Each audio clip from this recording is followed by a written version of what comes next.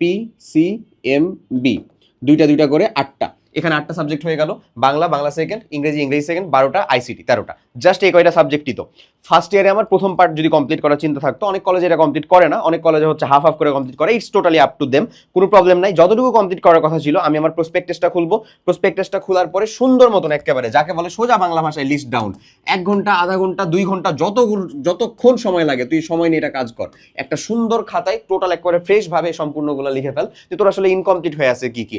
কোনো চ্যাপ্টারের ভিতরে যদি দেখা যায় অর্ধেক কমপ্লিট হয়েছে, তাহলে ওই চ্যাপ্টারের টপিক বিশ্লেষণে চলে যাও। ওই চ্যাপ্টারের টপিক কয়টা টপিক রয়েছে, ওইটা চ্যাপ্টারের জয়টা টপিক রয়েছে, তার ভিতরে তুমি কয়টা পারো, তুমি কয়টা পড়ো নাই, তুমি কয়টা পারো না। এই তিন মানে টপিক বিশ্লেষণকে অবভিয়াসলি সবসময় মাথায় রাখবা 3টা ক্যাটাগরিতে, 3টা ক্যাটাগরিতে। হ্যাঁ, টপিক বিশ্লেষণ যখনই করতে যাবা প্রত্যেকটা চ্যাপ্টারই কিন্তু কমপ্লিট করতে হবে। বাট যেগুলা ধরো সেকেন্ড ইয়ারে তোমাকে এখন টপিক বিশ্লেষণ করার কি দরকার, তুমি তো এখনই পড়তে যাবা, পড়ার সোর্সের কথা বলে দিচ্ছি, টপিক নিজে আমি বলে দিচ্ছি, নোট করতে হবে কিভাবে সেটার কথা বলে দিচ্ছি, সেখানে যাচ্ছি পরে।